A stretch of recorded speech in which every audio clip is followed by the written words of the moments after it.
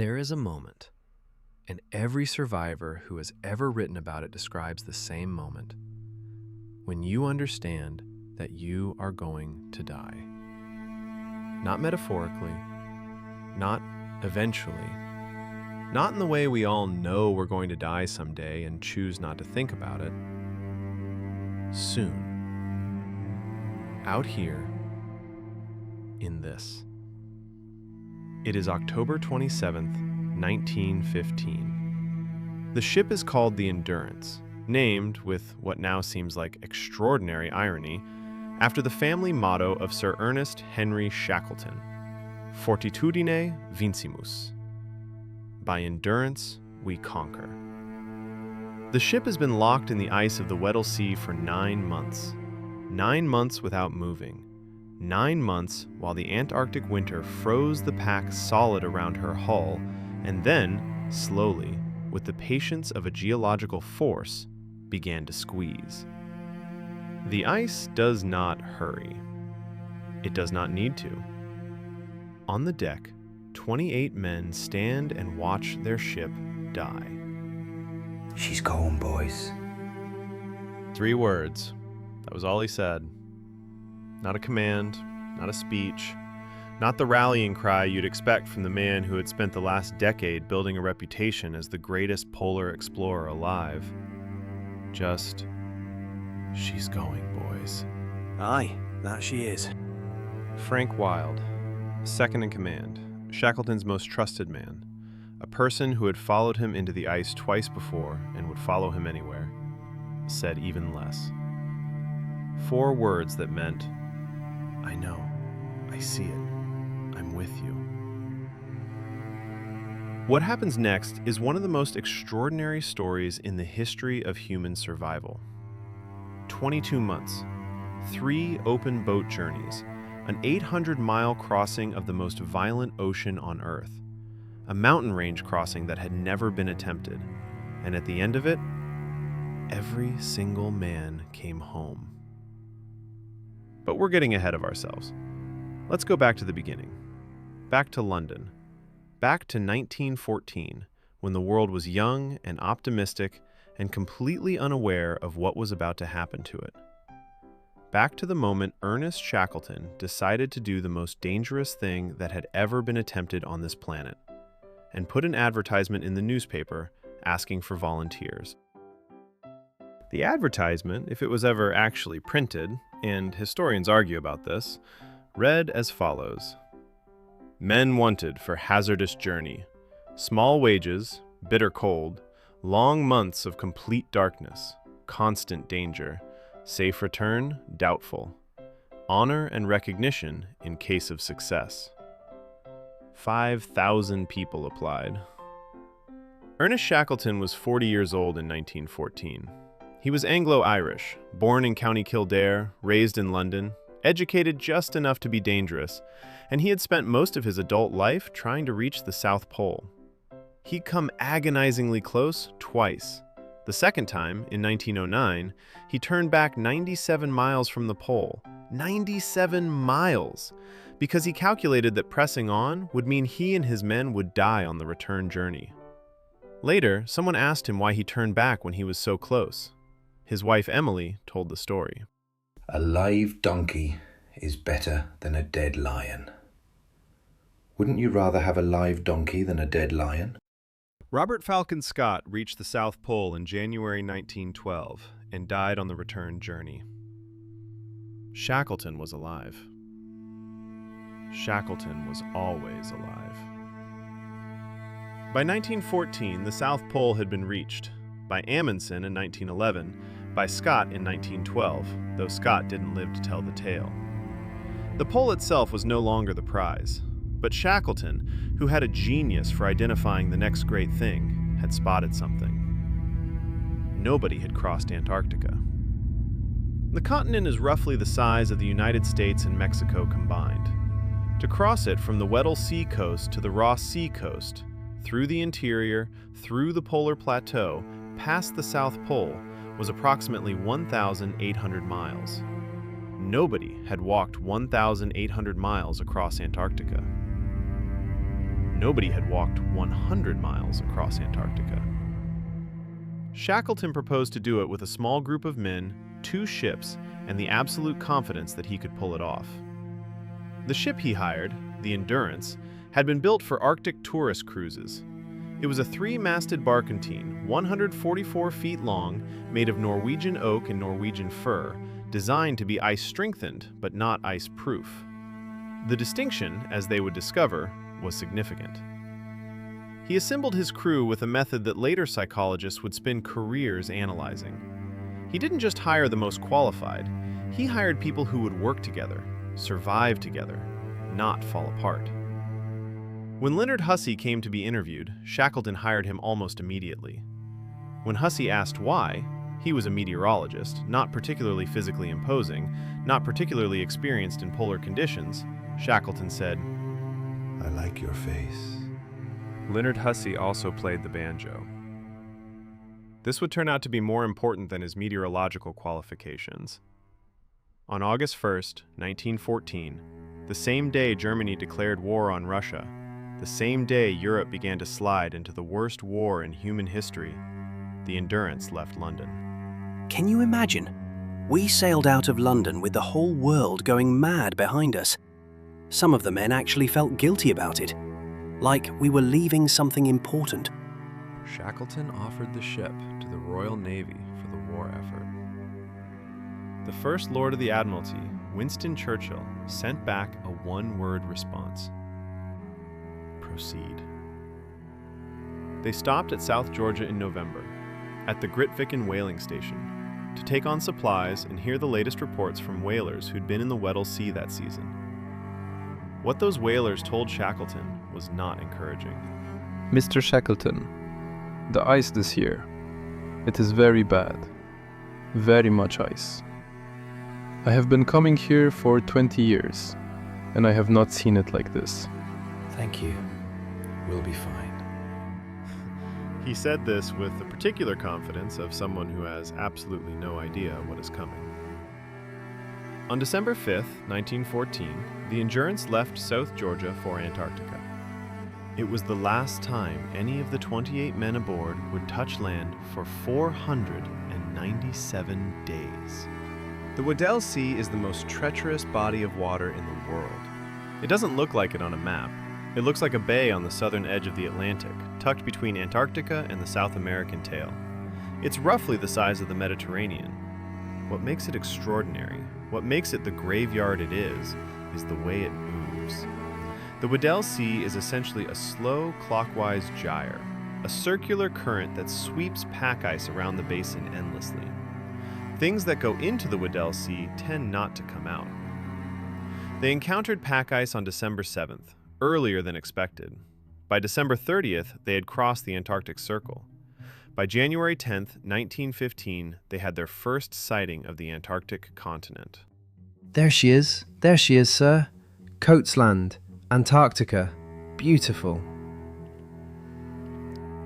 Frank Worsley, the captain of the Endurance, a New Zealander who had literally dreamed of going to the polar regions and made it happen by force of will, recorded his first sight of the continent with the enthusiasm of a man who still doesn't understand that the continent is trying to kill him.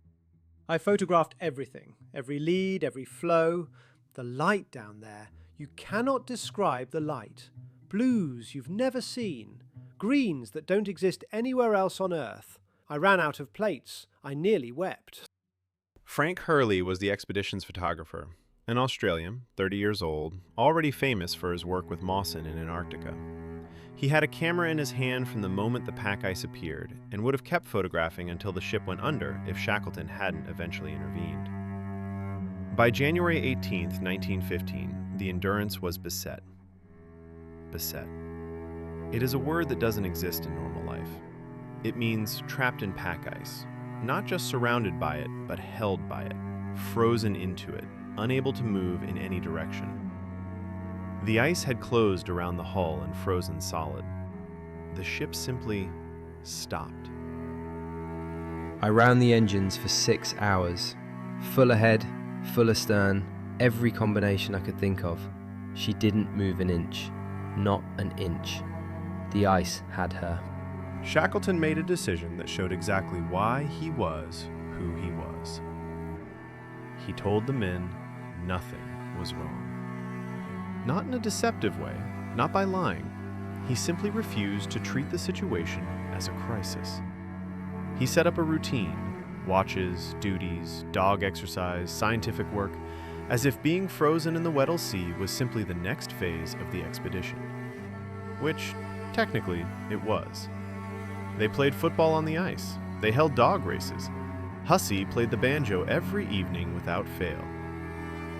Shackleton told me the banjo was essential for morale. I took this very seriously. I played every evening, whether people wanted me to or not. We wanted him to, mostly. For 5 months, the Endurance drifted north with the pack ice, carried by the Weddell Sea gyre. The men lived aboard, they maintained the ship, they waited. And then, in October 1915, the gyre began to tighten. The pack ice of the Weddell Sea doesn't stay still. It moves, and as it moves, flows collide. When two flows collide, one of them rises. The ice simply climbs upward, slabs the size of houses stacking on top of each other with a sound like artillery. And in between the flows, anything that happens to be floating, a ship for example, gets squeezed. She's taking it in the bow. The frames are twisting. I can hear them going. How bad?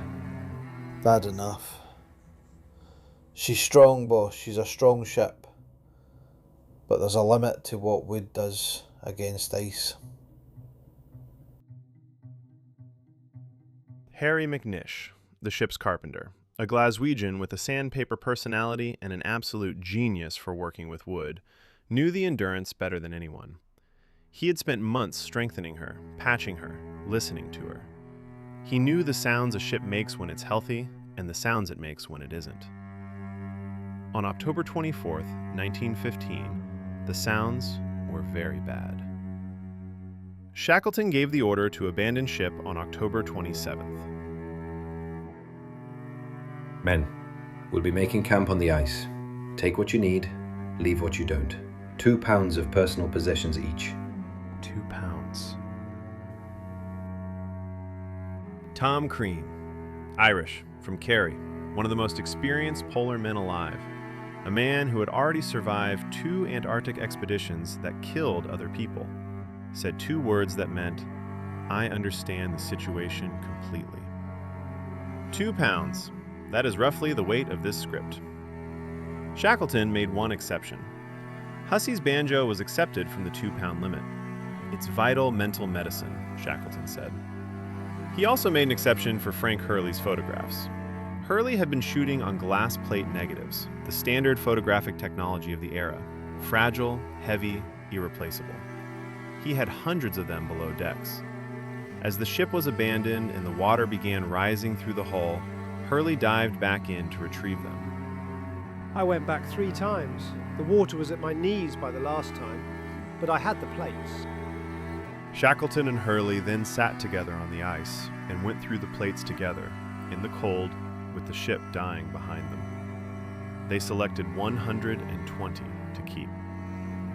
The remaining 400 glass plate photographs representing years of Hurley's work, they smashed. Shackleton made me do it. He said if we kept them all, I'd go back for them. He was right. I would have gone back for them. So we smashed them, one by one, on the ice. On November 21st, 1915, at 5 p.m., the Endurance sank. She's gone, boys. Right. What are we having for supper? This is why Frank Wilde is the unsung hero of this story. Because the 28 men standing on an ice floe in the Weddell Sea, watching their ship go down, with nothing between them and death but 3 small wooden lifeboats and whatever Shackleton could think of next, those men needed Wilde to say exactly that. Not a speech, not a rallying cry, just, right, What are we having for supper? Move on. We're alive. Move on. They called it Ocean Camp. It was a collection of tents on an ice floe. That was all. The 3 lifeboats salvaged from the Endurance, the James Caird, the Dudley Docker, and the Stancomb Wills, were hauled onto the ice beside them. All the food that could be salvaged from the ship, the sledge dogs, Hussey's banjo. And then they waited.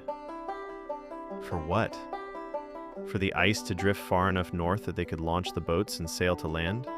To Paulet Island, 346 miles away, where a cache of emergency supplies had been left from an earlier expedition. 346 miles across the Weddell Sea, in 3 open wooden boats, in Antarctic conditions. It was the only plan. Shackleton ran Ocean Camp the way he ran everything, with a particular genius for keeping men sane under conditions that should have destroyed them. He insisted on routine. He insisted on hot meals. He insisted on the pretense, and eventually the reality, that morale was good, that the situation was manageable, that they were going to be fine. The ice will carry us north, the leads will open, we'll make our move when the time comes. Until then, eat well, sleep well, keep busy. Right, boss. We'll be fine. Percy Blackborough was 19 years old. He had stowed away in Buenos Aires, hidden in a locker on the ship, and been discovered after they were already at sea. When Shackleton found him, the exchange was brief. Do you know that on these expeditions, we are often reduced to eating the stowaway first? Yes, sir. Good, you're hired. He became the ship's steward. He peeled more potatoes in the Antarctic than any human being before or since. The psychological pressure of those months on the ice is almost impossible to describe. These were men who had signed up for an adventure, not a test of endurance. Some of them had never been to the polar regions before. Some of them were scientists, not sailors. And now they were camping on a slowly shrinking ice floe in the most remote place on Earth, with no radio contact with the outside world, no certainty of rescue, and no way of knowing whether the ice would drift them towards safety or carry them deeper into the Weddell Sea. One thing Shackleton never allowed was pessimism expressed in public. He monitored morale the way Worsley monitored navigation, constantly, precisely, with immediate correction when things drifted. He would come around at night and sit with you. Not always say anything, just sit there. So you knew he was there. So you knew someone was watching. It sounds like a small thing. It was not a small thing. Dr. Alexander Macklin, one of the expedition's 2 surgeons, would spend the rest of his life trying to describe Shackleton's leadership. He could never quite do it. Nobody who was there could quite do it. What they kept coming back to was this: he made you believe that you were going to be fine. Not by lying, not by minimizing, but by the simple force of his own conviction. And somehow, that conviction became contagious. He decided they would survive, and so they decided they would survive. The one man who was immune to this, the one man who resisted Shackleton's remarkable gravity, was McNish. Harry McNish was 54 years old. He had been at sea since he was a boy. He was brilliant, taciturn, difficult, and entirely unwilling to pretend that things were fine when things were not fine. He had a cat, Mrs. Chippy, a tabby that had been the ship's cat, and McNish was attached to it with a depth of feeling that surprised everyone who knew him. In December 1915, as Ocean Camp shifted and the ice conditions worsened, Shackleton made a decision that McNish never forgave him for. The dogs and the cat have to go. We can't sustain them. I'm sorry, Chippy. That was all he said. One word. But what it meant was, I understand. I will never forgive you for this. Mrs. Chippy was shot in the ice, along with the dogs they could not feed. McNish noted it in his diary with 5 words. Today the cat was killed. He never wrote about it again. The ice finally opened enough for the boats on April 9th, 1916. They had been on the ice floe for 172 days. 3 small wooden boats, 28 men. The nearest land, Deception Island, approximately 100 miles away, in conditions that made 100 miles feel like 1,000.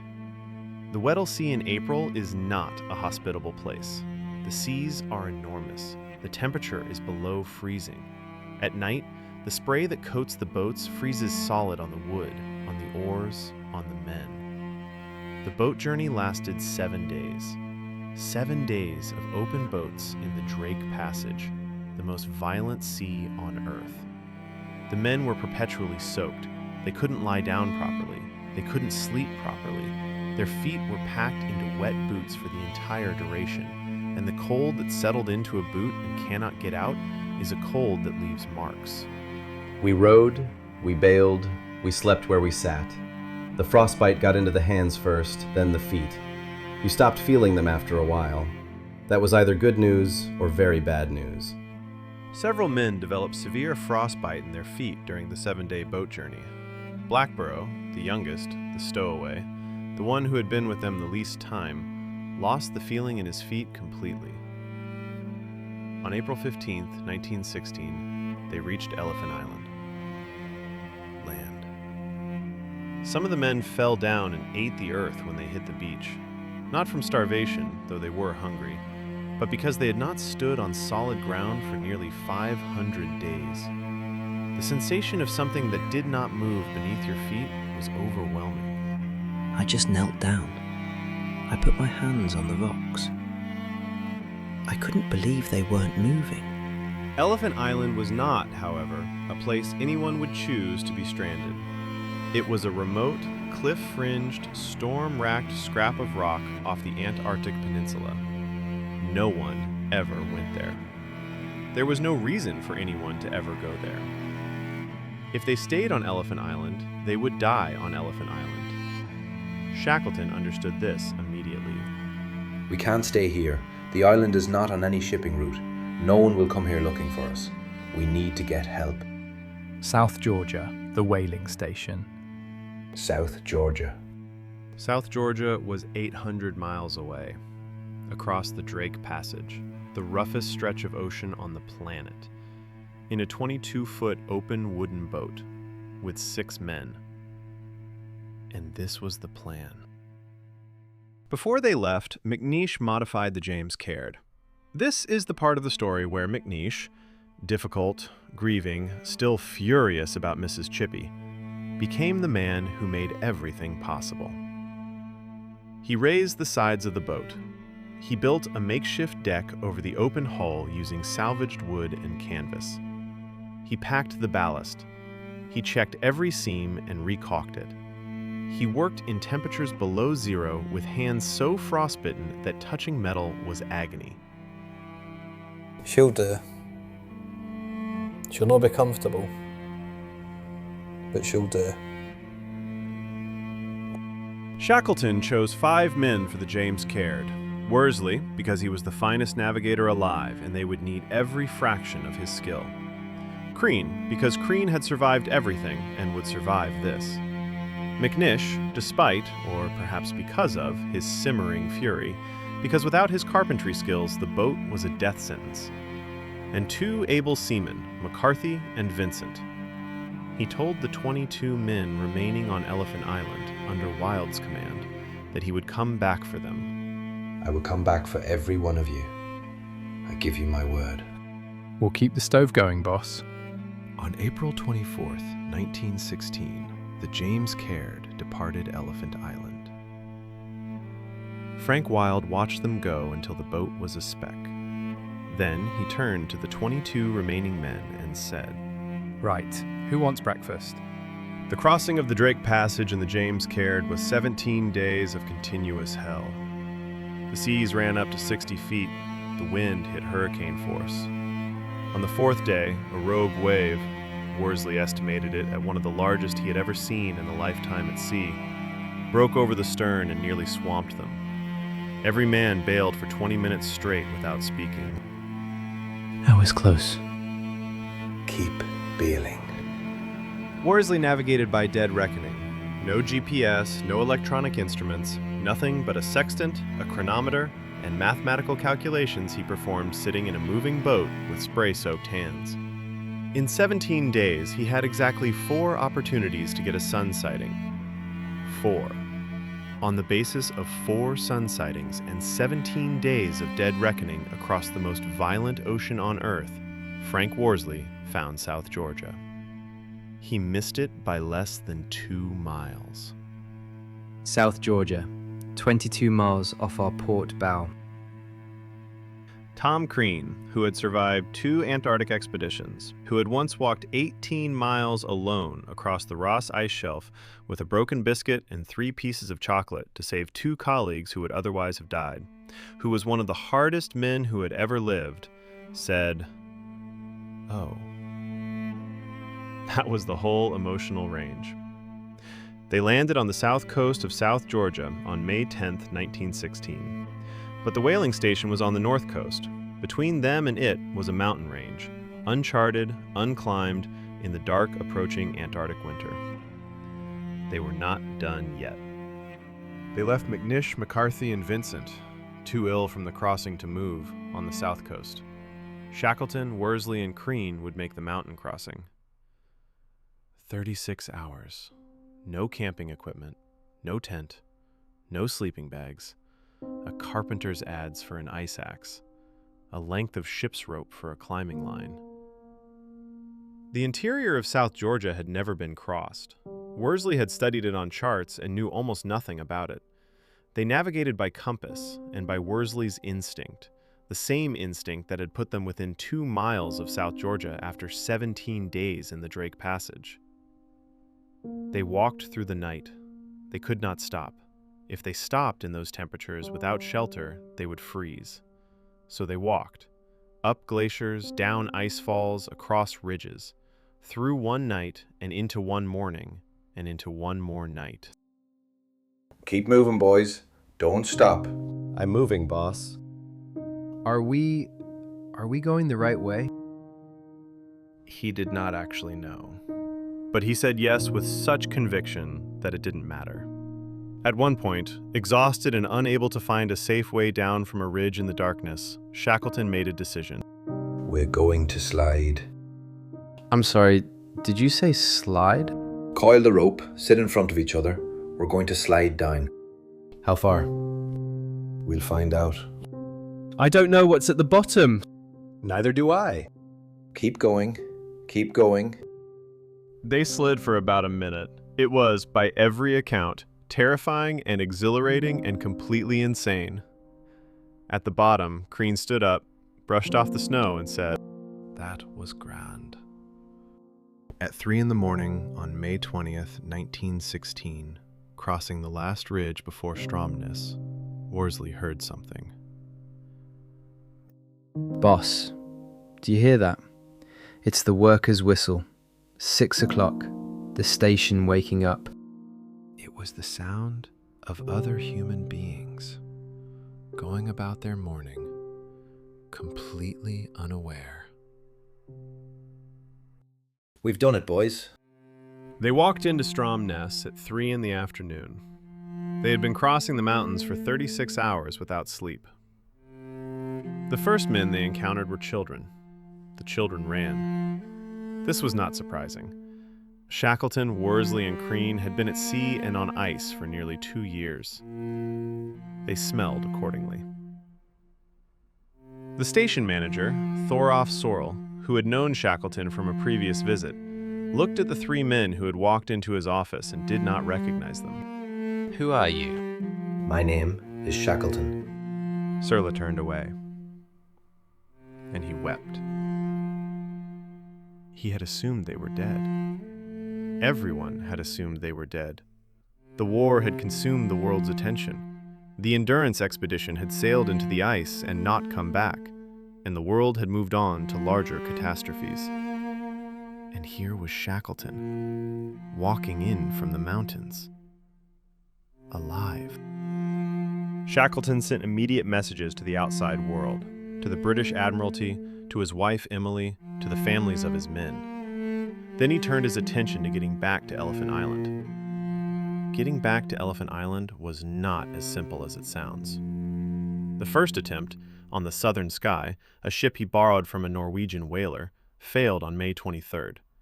Pack ice blocked passage to the island. The second attempt, on the Instituto Pesca, a Uruguayan government vessel, failed in June. Pack ice again. The third attempt failed in July. Meanwhile, on Elephant Island, 22 men were living under 2 overturned lifeboats. They had penguin meat and seal blubber and whatever else they could find. They had Hussey's banjo. They had Frank Wilde. Every morning, Wilde would roll out of his sleeping bag and say, "Roll up your sleeping bags, boys. The boss may come today." Every single morning for 4 months. Not once did he say if, always may. Blackborough's feet had developed severe frostbite. Dr. Macklin and Dr. McElroy performed surgery on his toes on the island, using instruments sterilized with the party's medicinal alcohol supply. He was magnificent. He lay there and joked while we removed what we had to remove. He said, "At least I be lighter." On August 30th, 1916, 134 days after Shackleton had sailed away in the James Caird, a ship appeared on the horizon. The boss. The boss. Shackleton came ashore in a small boat. He counted the men on the beach. 22. Every one. Are you all well?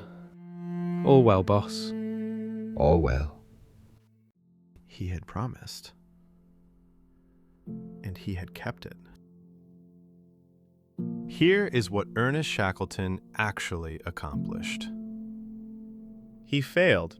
He failed completely and absolutely at everything he set out to do. He did not cross Antarctica. He did not plant a flag anywhere. He did not return to London in triumph. His ship sank. His expedition ended before it began, and 28 men came home alive from the most inhospitable environment on Earth after 22 months in circumstances that should have killed all of them. There is a version of this story that frames Shackleton as a reckless adventurer whose poor judgment put 28 men at risk and who then scrambled brilliantly to get them out. That version is not wrong. There is another version that says, whatever the circumstances, whatever the errors of judgment that led them there, when the moment came, when the ship was going down and the ice was closing in and every rational calculation said that they were finished, one man refused to accept that. And so they didn't die. After the rescue, the men scattered. Most went directly to the Great War, to the trenches, to the front, to the new catastrophe that had consumed the world while they were away. Several were killed in the war. The Antarctic had not killed them. The war did. McNish never received the Polar Medal that every other crew member was awarded. Shackleton recommended against it, possibly because of his refusal to obey orders during the ice drift, possibly for other reasons. McNish never forgave him for this either. In the end, McNish spent his last years in Wellington, New Zealand, poor and alone, working on the docks. He was buried with military honors in 1930. The wording on his gravestone was chosen by the Antarctic Heritage Trust. It reads, "A brave man who kept his word." Shackleton went back to Antarctica in 1921. He could never stop, and died of a heart attack on South Georgia on January 5, 1922. He was 47 years old. He had given the best of himself to the ice, and the ice had taken it. He was buried at Grytviken, at the same whaling station where the expedition had paused and been warned about the severity of the ice. He asked to be buried there himself. He said it was where he belonged. The Endurance itself remained missing for 107 years. On March 9, 2022, a team using underwater drones found it at the bottom of the Weddell Sea, nearly 10,000 feet down, almost perfectly preserved by the cold. The wood was intact. The name on the bow was readable: Endurance. It had been sitting there the whole time, 10,000 feet down, in the cold, in the dark, perfectly preserved, as if waiting. The ice that took it down had also kept it safe. The last thing Shackleton wrote, in his diary on South Georgia the night before he died, was a question. He wrote, "In the darkest moment, what do you do?" He didn't write the answer. He didn't need to.